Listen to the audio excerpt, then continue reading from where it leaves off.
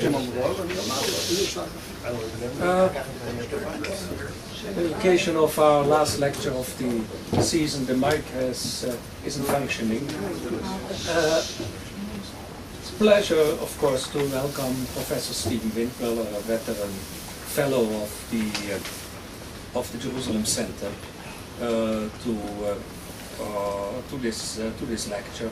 Before that, a little promo. This is the new book, American Jewry's Comfort Level, Present and Future, which written by Stephen Boehm and myself, just off the press, and can be acquired at the center. And you will find there, by the way, also an essay by Stephen on the topic of today. Well, Western American Jewry has gotten relatively little attention, even though it is to a large extent different from the rest of American Jewry, as Professor Windmueller will explain in detail, as he explains in great detail in this essay, where it differs. And it differs on many points from, let's say, East Coast Jewry and the other parts of American Jewry. As I said, Professor Windmueller is a dean of he is a fellow of the Jerusalem Center. He has served as a dean of the Los Angeles campus of the Hebrew Union College Jewish Institute from Religion from June 2006 till June 2010. He holds the college's Rabbi Alfred Gottschalk chair in Jewish Communal Service. Professor Windmueller was director of the college's School of Jewish Communal Service for 11 years till 2006. He has been the executive director for 10 years of the Community Relations Committee of the Jewish Federation of Los Angeles, and before that he was a federation director in upstate New York. His doctorate is in international relations from the University of Pennsylvania, and he will enlighten us about the Jewish communities of the Western United States. Thank you, Manfred, for this very generous and kind offer to be with the Institute and its visitors this morning. I'm particularly pleased that Harriet Elazar is here, as obviously Dan was a great mentor, and my involvement with the Institute and with this center began through Dan. And to Manfred for his certainly sharing in his critique of my work and his guidance in the issues that I have written about. And to my colleague and leader, Vice President of Academic Affairs of the Hebrew Union College, Rabbi Dr. Michael Marmer. And to my student, well, at least one student, and fellow friends of the School of Jewish Communal Service, alumni who are here from HUC's Los Angeles Campus School of Jewish Communal Service, who now reside in Israel. I can best speak this morning about the context of this through my wife Michelle's family. In many ways, her family is a kind of epitome of the Western Jewish experience in the United States. Michelle is one of 6 children, and her family were clearly first generation to the West Coast, as her parents, her mother an immigrant, her father resettled from Detroit, created a kind of environment that would become a kind of prototype of Western Jewry. The framing of a family that had really no roots in the West. And for the bulk of American Jews living in the Western United States, that framework is pretty common. In fact, in San Diego and in Phoenix and in a variety of the Sunbelt communities, the numbers of Jews who've arrived within the past 10 years, 15 years, represents nearly 1/2 of the population. And the reality of the Jewish communities of the West is that they are all relatively new in the context of the story of the American experience. Outside of Seattle and San Francisco, which have rich, long histories of an established relationship with their communities, generally the Western cities are reflective of a kind of new American experience. What's particularly interesting about this region is it represents 25% today of American Jewish life. It reflects one of the interesting issues of this battle between New York as the Jewish capital and the rest of the United States, and the further away from the capital creates this interesting tension over autonomy, authority, and separatism. And this is not unique to the Jewish experience. It is very common to the American social experience of being far away from one sort of centerpiece of power and politics. A third principle that seems particularly unique to the West is that we really are looking at a series of communities, not uniform.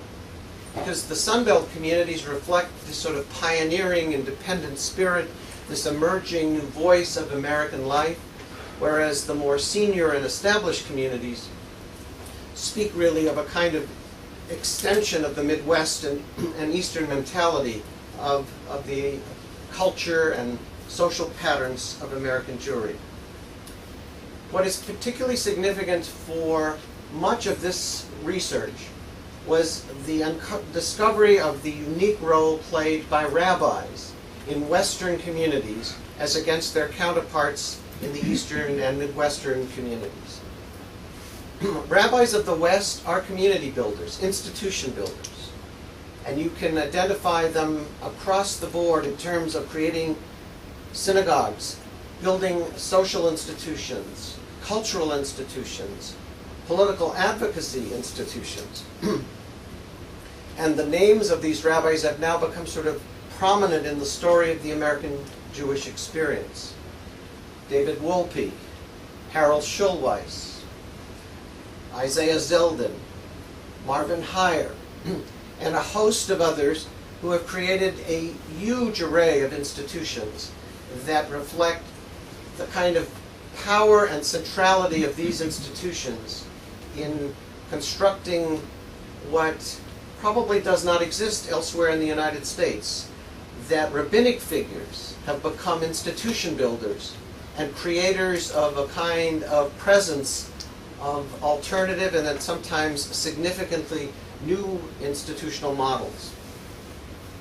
Another interesting feature that I think is predominantly a Western feature is that in many of these communities we find the presence of an emergence of new institutions, institutions that were not part of the central structure of American Jewry, but were born and shaped in the West. Progressive Jewish Alliance, Mazon, which is the Jewish response to hunger, the Simon Wiesenthal Center, the creation of groups that are focused on particular pro-Israel and political advocacy work, including Stand With Us, and organizations called Toward Tradition, as well as an array of groups dealing with gay and lesbian issues.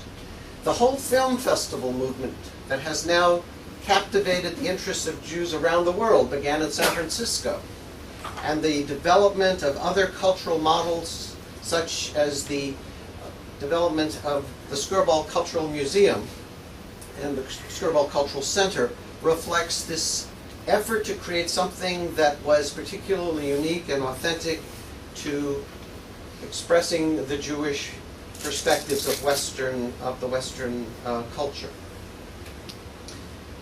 I would say that we are looking at a series of communities in the West that reflect some significant changes in the ways in which they relate to other communities.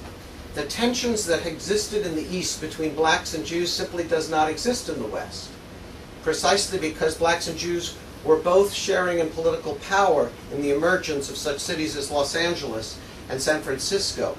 And so the cultivation of alliances and relationships was politically nurtured rather than created as a sort of a point of contention or conflict. Likewise, between Latinos and Jews, we see a striving to create a community in which there is a growing relationship early on of Latinos and Jews working together, both in the civil rights arena as well as now in a more contemporary frame with regard to a whole array of social and political initiatives that bring these two communities together. Another interesting and unique feature that I have found in terms of Western Jewish communities is that we find ourselves looking at the emergence of states, California in particular, but also Washington State, as emerging as major powerhouses in the American economy, which in turn has attracted a whole new group of professionals, of people interested in technology and concerned with new initiatives in American business. So that, for example, Washington State, which ranks 14th in the gross domestic product of the United States, or California, which ranks 10th in the world as a separate gross national product. If you were comparing California to the nations of the world, it would rank 10th in terms of its GNP. You also find in that development the introduction of businesses that are created by Jews and generated by Jews.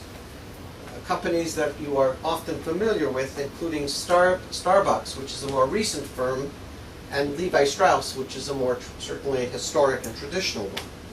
But the fact is that this has been a pattern in which Jews of the West have become major entrepreneurial players in the creation of major business, real estate, and technology. Another interesting feature has been, of course, the whole notion of a community or set of communities that has created its own sort of set of political leaders. Early Jews of the West were seen as mayors and political members of city and political councils, active in a variety of advocacy movements, not only because this was an opportunity to become part of the American experience, but it was an opportunity to identify Jews as being part of the norm, being part of the accepted behavior of the community, as being fully integrated and active in political life. But on the negative side, and as the study would demonstrate, and if you have read the article when it originally appeared and now in this volume, you will note that in terms of affiliation, in terms of giving, in terms of relationships to Israel, and in terms of wealth, this is a community that does not measure up to some of the standards of the rest of the American Jewish experience. The difficulty here in trying to track those numbers is that what we have are a few community population studies done by Phoenix and San Diego and San Francisco, but the other data is more than 10 years old, including the National Jewish Population Study. So it is difficult to be able to ascertain the sort of patterns that are occurring because we really have it from a point in time rather than on a continuum to be able to measure the full effect or impact of these numbers. For example, on affiliation, Jews of the West are far less likely to hold affiliation to synagogues, to give to federations, to be part of the so-called organized or established Jewish communities. Similarly, when we look at the issue of giving, the giving patterns of Jews of the West tend to be lower, and from the studies you will note that they also tend to be more diffuse, meaning giving monies to non-Jewish causes often ranks higher than supporting or sustaining Jewish institutional causes. Therefore, the presence in the West of significant numbers of Jews active in symphonies and in museums and in a variety of cultural, educational, and social organizations well beyond the Jewish community. A pattern not, frankly, unknown to American Jewry, but a pattern that is deeper and more embedded in terms of what has happened to Jews of the West. It is also a community that does not have the same level of engagement with Israel. And this is measured in terms of travel to Israel, donations and support for Israel, and in the kinds of advocacy work that might be identified in terms of engagement with AIPAC or J Street or other institutions. Part of that may be sheer geography in terms of understanding the distance between Los Angeles and Washington, Los Angeles and Jerusalem. And part of it is also seen in the context of these levels of identity and participation, which certainly build on the principle that Israel is tied to those core values of being active in support of Jewish causes, of which Israel is a central feature. On the other hand, one has to look at the fact that there's great wealth amongst the Jews of the West, but also significant poverty. And this is often not defined and often understated in the context of most studies. For example, the Los Angeles Jewish Community Study of 1997 suggests that something on the order of 12% of LA Jewry live at or below the poverty line. And significant numbers of studies elsewhere in the West reflect that this pattern is very evident. From Holocaust survivors to seniors to Russian immigrants and to a host of other categories of people who would qualify as being living at or below or near the poverty line. One of the more interesting features for me, of course, has been some of the issues that have led to the tensions between Jews living in the West and Jews living elsewhere. And there are numerous examples of this. Tensions between Jewish Theological Seminary and its institution in the West, at least its former institution in the West, which was known at that time as the University of Judaism, which is now known as the American Jewish University. Or tensions between the ADL office, the Anti-Defamation League office in Los Angeles, and its national administration in New York, leading to the dismissal of their West Coast executive director of some 15 years, precisely over the issues of control and identification of particular goals and priorities of the agency. Similar tensions have existed between a variety of organizations and their national structures, including Hadassah. Hadassah of Southern California is totally defined and organized in a very different way than Hadassah is nationally and internationally, precisely to sort of meet the cultural and social and expectations of its members to operate in a different frame from the way its national system has been constructed. One of the things that has been particularly powerful about this experience of looking at the communities of the West is to uncover the fact of perceptions of Jews of the East about Jews of the West. And this has created a whole lens of insight into the fact that there's a kind of dismissal of Jews of the West as not being interested or caring or involved, precisely because so few of them are visible at national meetings or often not seated on boards of organizations.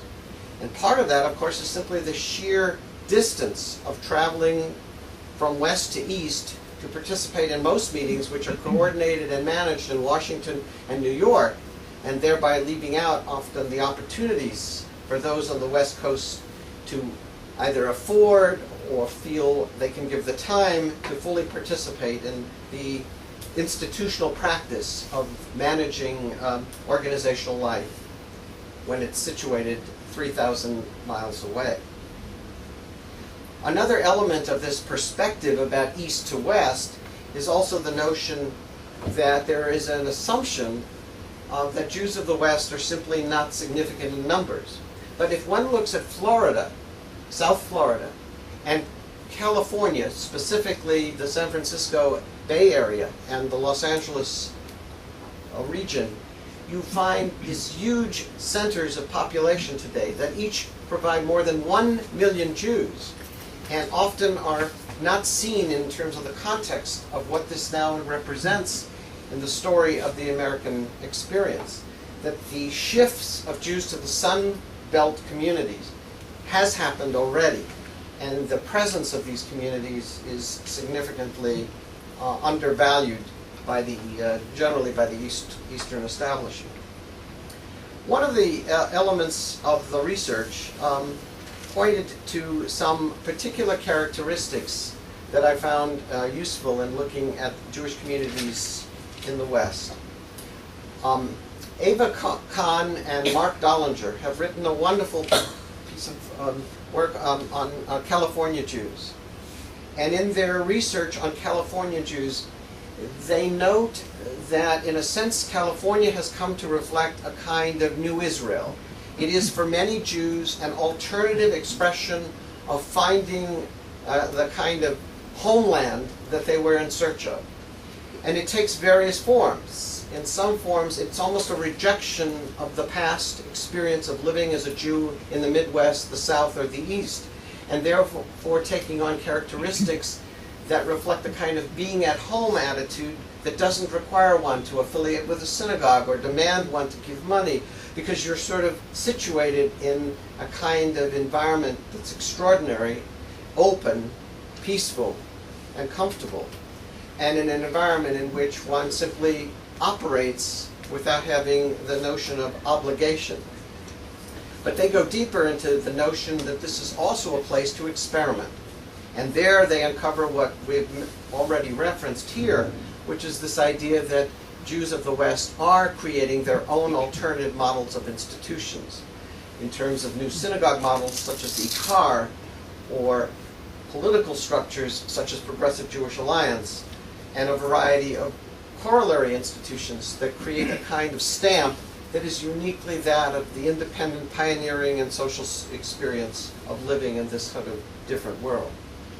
But not to misrepresent the fact that more than 20% of the Jews of the West are themselves immigrants to the United States. Iranian Jews, Russian Jews, Israelis, South Africans, Jews of Latin America. And this is a growing part of populations, especially in large metropolitan areas, where these groups have come to play and come to be part of community, yet remain almost separate and isolated from the central structures of Jewish life in each of these respective cities. But they are significant because they are shaping, increasingly shaping, also the cultural frame and the social fabric of Jewish life in the West. Significant numbers of Israelis, as many as 250,000 are believed to live in the San Fernando Valley alone. I think that number is inflated because we keep seeing the same Israelis over and over again. But I suspect that it is nonetheless a very large number. What we also know is that the Russian Jewish community has arrived in the West in exceedingly large numbers and is doing extraordinarily well, but has not fully and formally been integrated into the organized community. And as a result, we have very little data about how this community is, in a sense, evolving and shaping its cultural life and its religious expression. But we can find, certainly in many parts of Los Angeles and parts of the Bay Area and even in parts of Phoenix, communities of Jews from Morocco and other parts of North Africa. And certainly one of the great and emerging experiences are certainly the Jews of Iran, because there you have a whole set of institutions. I have counted as many as 28 Jewish institutions or organizations created by Iranian Jews or their community just in Los Angeles. And the ability to create their own federated system where these 28 groups are now coordinated and manage their own fundraising and their own efforts to identify and sustain their autonomy on the belief that that is a way to sort of keep the community whole.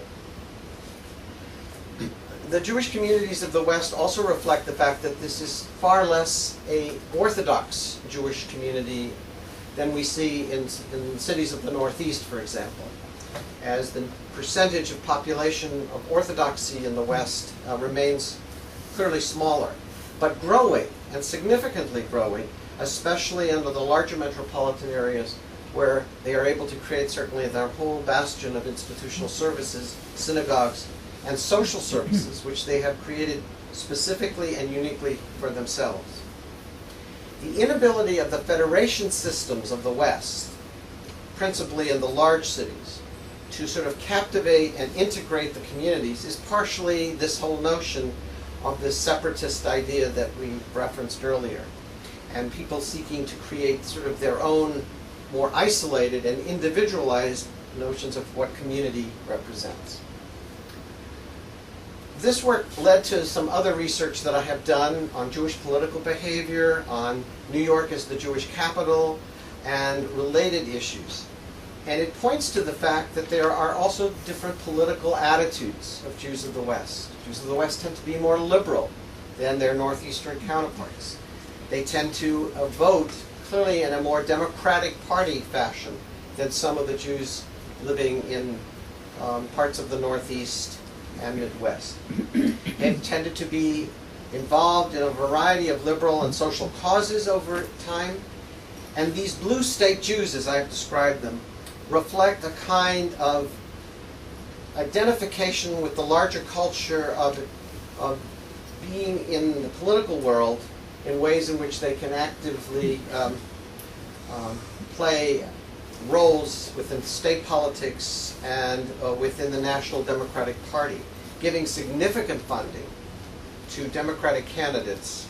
And increasingly, we are finding amongst the emerging new communities, Israelis, Russians, and Iranians, a growth of support for conservative political candidates and an emergence of a kind of red state Jew, very involved in the pro-Israel advocacy work of AIPAC, very active on behalf of Stand With Us, and very much engaged in supporting the Republican Jewish Coalition and a variety of groups of the West that have begun to identify with a kind of alternative voice to the democratic posture. The question of the future of Jews of the West remains certainly uncertain and unknown. The difficult question will be, will we be able to sustain the engagement of the children and grandchildren of these generation of settlers, developers, and community activists? That's the question I think that often in the diaspora becomes a central issue. What happens to generations beyond the sort of core group that has both built community and sustained it? And that becomes really the challenge of institutions such as my own and others to create the kinds of leaders who will hopefully be able to engage, promote, and extend the kind of voice of Jewish participation. It becomes the challenge in many ways of why these new experiences in Jewish living, the retreat centers and the alternative synagogues and the community building that has taken place in the West, is precisely designed to sort of tap into this spirit of finding the common ground between one's Americanization and this sort of struggle to retain and participate fully in the Jewish experience. With that, I will try now to bring my formal comments to an end and allow for your questions and comments, and certainly appreciated the opportunity to share some of this research with you this morning.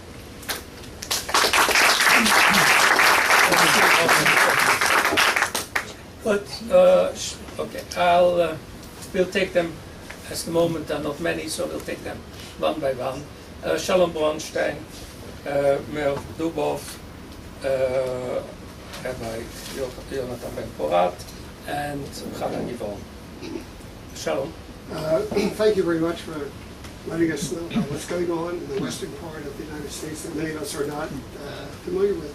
Could you go into more detail about the tensions? You mentioned the split between UJ and JTS, setting up sort of a parallel or rival rabbinical school. What are the underlying factors for that, since many of the people in the West did come from the East in the leadership? Well, I mean, I think there are probably a variety of issues. Part of it was just the notion of some sense of autonomy to control curriculum, not to be simply a feeder campus to JTS. Feeder implying that students were doing preparatory work at the University of Judaism and then moving on for smicha and further studies at JTS in New York. There were also issues which have more recently, I think in a sense, been managed by both JTS and the American Jewish University, having to do with the acceptance of gays and lesbians. And in the West, this was certainly already an issue and something that the campus community there struggled with much earlier than even JTS did.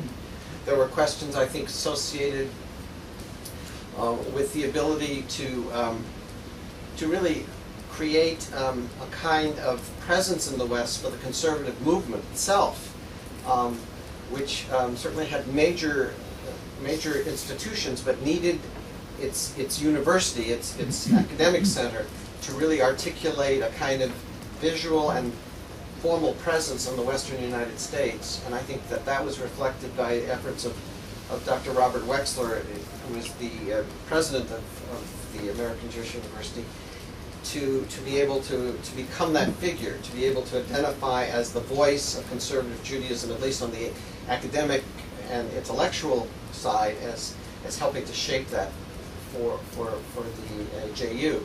So I think it's a series of these factors that led to the separation. And over time, the American Jewish University has grown to become a particularly significant voice in terms of what it is trying to do, because it's more than simply a Ziegler College of Rabbinic Studies. It has now become a kind of university model, which was always something that it wanted to become, and in a sense JTS was a far more defined graduate center of Jewish learning, whereas AJU has become a fully integrated academic center for all types of study. And that certainly has changed its place, certainly as a academic center in the West. Enough? Yes, thank you for your remarks, very interesting. I ask as someone from even further west than you've described, how much do the differences that you talk about between the east and western part of the country reflect the general differences in the wider American population itself?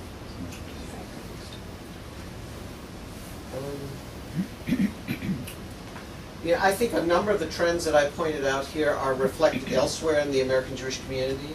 That is, alternative models of community, different perspectives about Israel, different patterns of giving,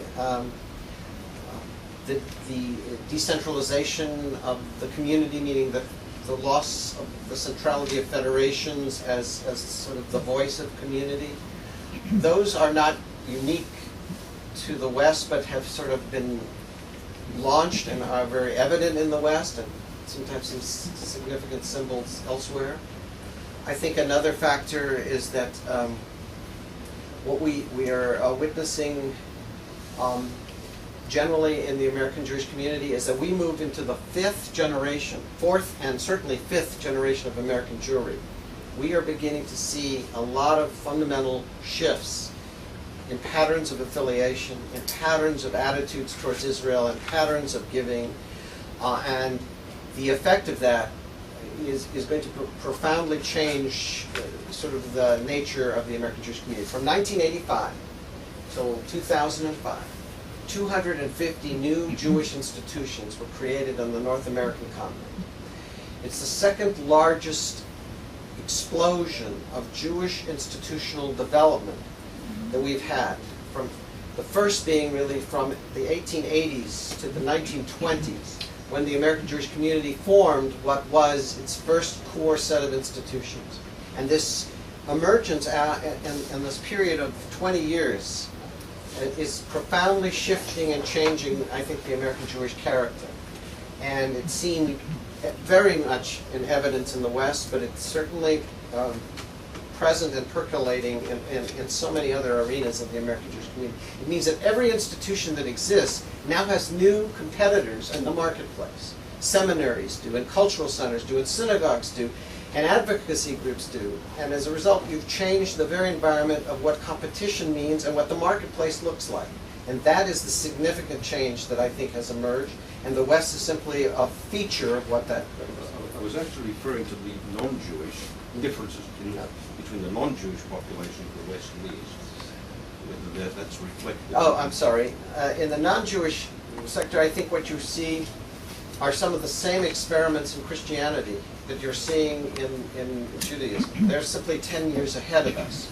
And in some of the work that we've certainly looked at, alternative church models, alternative efforts at creating emergent Christianity is a very interesting concept, because it's now reflected in some of the work being done by folks who are looking at alternative worship services in the Jewish community and how they model Christian practice and liturgy and music in cultural behavior and social action.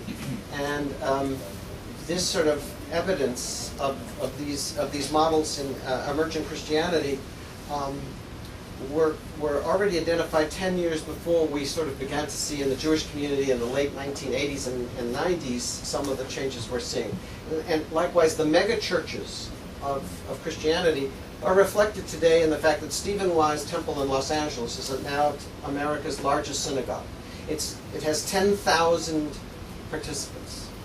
It has a kind of from birth to death sort of structural services, programs, rabbinic activities designed to meet the needs of a kind of mega community.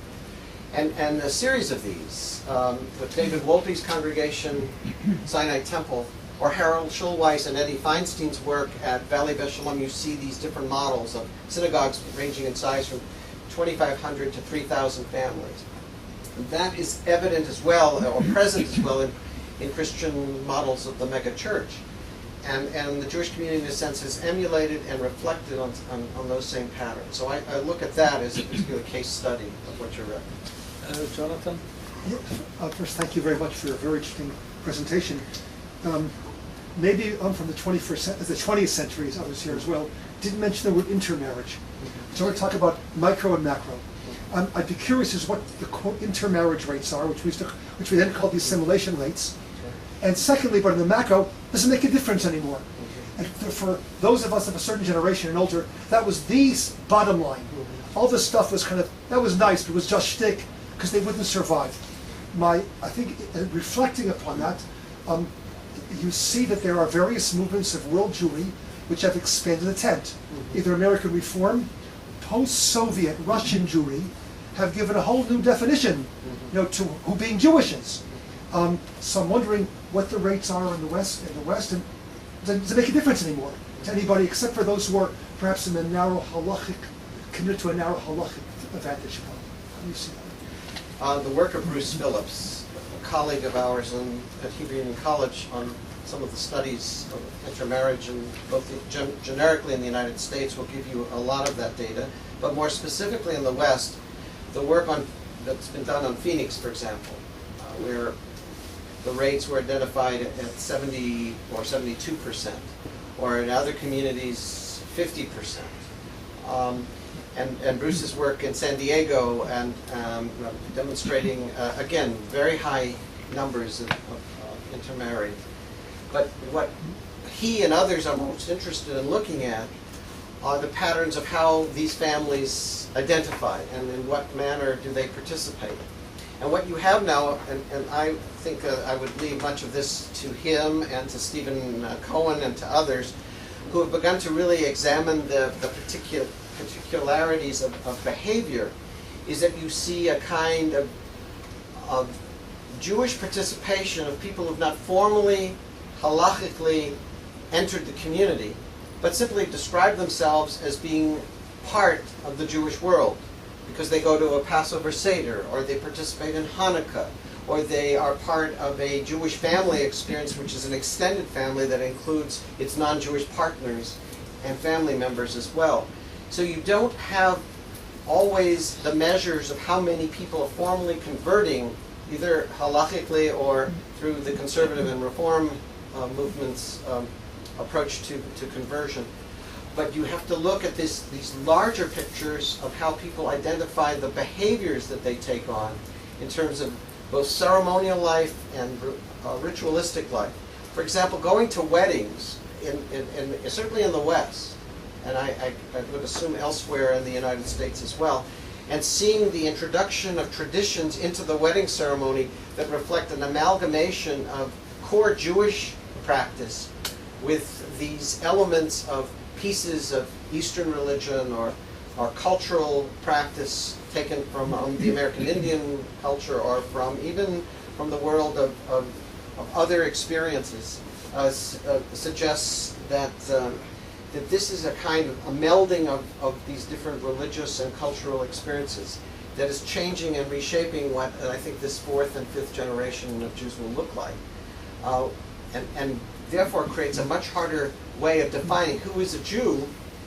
One wants to sort of categorize who is in the community, who's out of it. It also changes patterns of voting, because we now know that when Jews marry out, they often take on, or the family takes on, the characteristic voting patterns of what have been the cultural norm of possibly the non-Jewish partner, especially if that partner is creating the more dominant voice of the culture in the family. So it reshapes the nature of what we are looking at as a community. Hannah? I have 2 points. Could you comment about the numbers of Jewish children who are attending day schools? That's number 1. Number 2, how active, you mentioned New York as being the V capital. We know that whenever there's a response to something that happens here in Israel, there's an outcry in the state, in New York, the Eastern outcry seems to be much more vociferous than on the West Coast. I'm a member of Stand With Us, and I know that they go out to demonstrations, for example, what happened to UCI. But I just wondered if there is a more active outcry from Jews on the West Coast regarding the kinds of things that have happened on campuses. On the day school question, you have certainly the Orthodox schools in the West are essential elements to sustaining orthodoxy and Orthodox Jewish life, traditional Jewish communal life. And those schools have generally held their numbers, but in this recent recession and economic transition, we're seeing huge numbers, not only of Orthodox youngsters, but in the more centrist schools, either dropping out or seeking financial relief because of the costs associated with day school education, and families in crisis financially. And so I'm just seeing the data on the huge numbers of people who are having to make choices about what is priority to them in terms of these current fiscal situations. Clearly, the largest schools that are in the mainstream are funded primarily through a combination of sources: family support, outside communal support, federation support. So that Stephen Wise, for example, has a school system from kindergarten through high school, and the various other centrist day schools of the West are often struggling to be able to sustain their programs. Shalhevet, which was a Orthodox school in Los Angeles, has closed a part of its school because it simply cannot afford to operate the full range of services, and therefore has restricted itself to a specific set of grade levels. And other schools have begun to talk about merger. So what you see is a pattern that's defined both by the economic environment, but also by the number of children, because only the Orthodox community is growing in terms of the numbers of children. And this is true nationally, but it's very evident in the West in terms of the numbers of kids per household and the numbers committed to day school Jewish learning. And so I think those are some of the elements. There is simply not the kind of infrastructure and support to sustain all of the schools, especially as we move into this sort of fifth generation modality. With regard to advocacy for Israel, you have this growing body that I've spoken about earlier, who are engaged in support of the pro-Israel agenda, active in a whole array of actions, including the Stand With Us model, the AIPAC model. But their numbers, in relative terms to the Northeast, are smaller. And I think you can also see the evidence of that in the community rally following the incident of the flotilla in Los Angeles. The LA police indicated that at this community rally there were 1,200 people. This is a Jewish community of 600,000. The Federation leadership said there were 3,000 people. Even if there were 5,000 people, a Jewish community of 600,000 generating 5,000 people simply tells us, I think, the sort of realities of a community that does not see and does not place the Israel story as the centerpiece. Yet if you looked at the delegation of synagogues to the AIPAC conference from the West, they were the largest in the country. Stephen Wise sent 900 members to the AIPAC conference. 900. So you have to sort of take a look at the different elements. And it's very clever on the part of the American Israel Public Affairs Committee to go into synagogues, because there are relatively few places in the West that you can mobilize community, and the synagogue world is one of them. And they have shifted their model from sort of speaking to a sort of amorphous notion of community and trying to deal with that one element of the community that already has a kind of connection, which is the world of the synagogue. So that Temple Israel of Hollywood and Valley Beth Shalom and Sinai Temple and Stephen Wise reflect this in terms of these very large delegations that participate from the West in such meetings. But the counter voice is the emergence of a liberal response from J Street, American Friends of Peace Now, much smaller in numbers, but very, very definitely evident as well in the West, who are raising money and who are organizing to sort of bring an alternative or counter voice, which we see as well. I have 3 more people on the list and then we close. So, Easy Liebler, Victor Gallup, and Noam Ivry.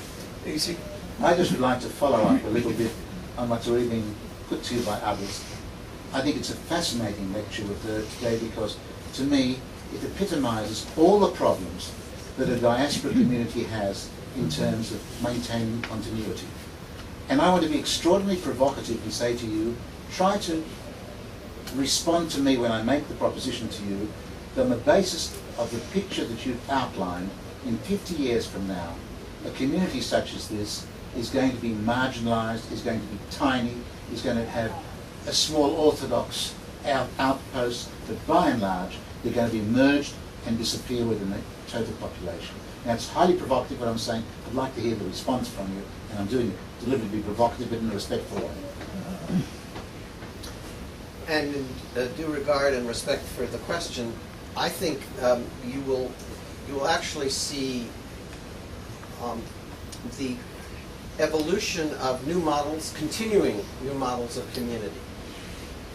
And I don't think it will be limited to the world of Orthodoxy. I think you will see us, now that these worlds may not be in line with one another, that could well be. But there will be an emerging liberal Jewish expression, and it will take on a variety of different forms, and it will require, which is what I think is now being understood by a number of educational institutions, it will require a leadership of the American Jewish community to really understand all of these rhythms, all of these elements that are happening, to reframe what community means. And I think that's the exciting part of this story. And I really believe there will be something emerging that will look different, it will function differently, it will behave in ways that we may not even be able to imagine, because I think of technology and I think of sort of all these alternative cultural modes that are available that will give life to a community that will be, I think, rather exciting. But will clearly, I agree, it will be smaller, but I don't discount the notion of alternative voices to Orthodoxy in America. Victor? Sir, as a supplement to your information about the conservative movement moving to Los Angeles, the Orthodox community did even more poorly. 50 years ago, Yeshiva University began to talk about a West Coast office, a school in the West Coast. Rabbi Heyer, who came from Vancouver, came to Los Angeles to be part of and a leader of a Yeshiva University program. The program didn't last 5 years, and Rabbi Heyer, wise as he is, took what he found, recreated it, did nothing about Yeshiva University related to it, and it's an independent program of its own. But the Orthodox community of New York was not willing, able, or understanding of what might be in the future, and therefore never moved. I think your scenario is probably correct. Rabbi Heyer is an institution builder, but with his own vision of what that institution ought to look like. And he tells me that he believes he is today has the largest membership institution of any Jewish organization in the world. He may well have in the Simon Wiesenthal Center and the Museum of Tolerance. And he's an extraordinarily able fellow in terms of what he's achieved. On the other hand, Rabbi Stephen Weil who was the rabbi of the largest Orthodox synagogue in the West, Beth Jacob, has just recently accepted the position to become the executive vice president of the Union of Orthodox Hebrew Congregations in the United States.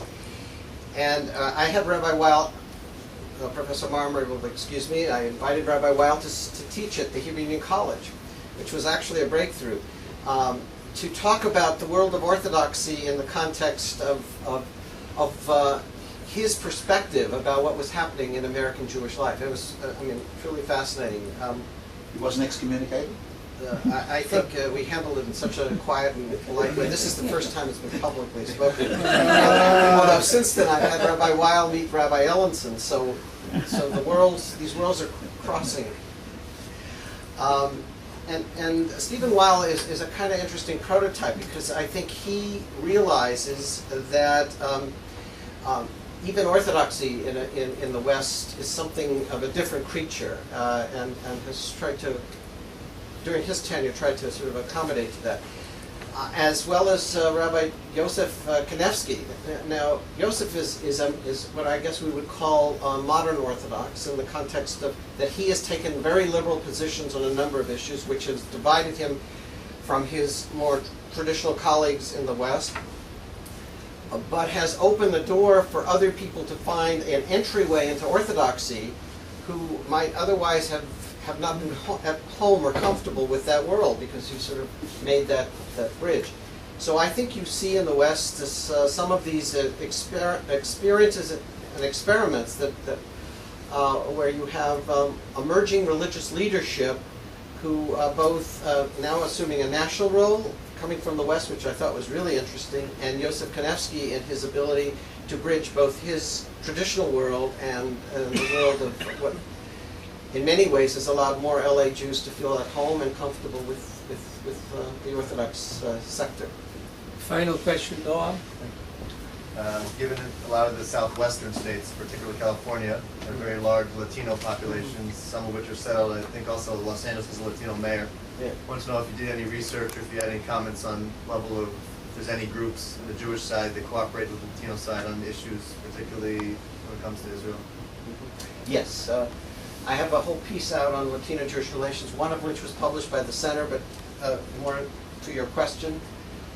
The American Jewish Committee in the West is doing a good deal of work with Latinos. The ADL has a smaller number of initiatives. The Progressive Jewish Alliance is doing a number of things. Progressive Jewish Alliance not on Israel, whereas the AJC vigorously tied to the Israel agenda and has brought missions of Latino leaders, including Latino pastors. Remember, the largest growth in the Latino community is not as Catholics, but as emerging Pentecostals and evangelicals. And that is where the AJC and others have begun to play a key role in trying to bring this connection to Israel. So, for example, at the rally that I mentioned earlier, two of the speakers were Latino leaders speaking in Spanish with intent, because the Israeli consulate specifically wanted to create this connection to sort of this mega community that Israel and the world of Hispanics had a very special bond, special connection. So I think that this is particularly significant. There are other projects as well that the LA Jewish Federation has undertaken, but in my mind the most significant in terms of the pro-Israel agenda has been the work of the American Jewish Communal Service. Thank you.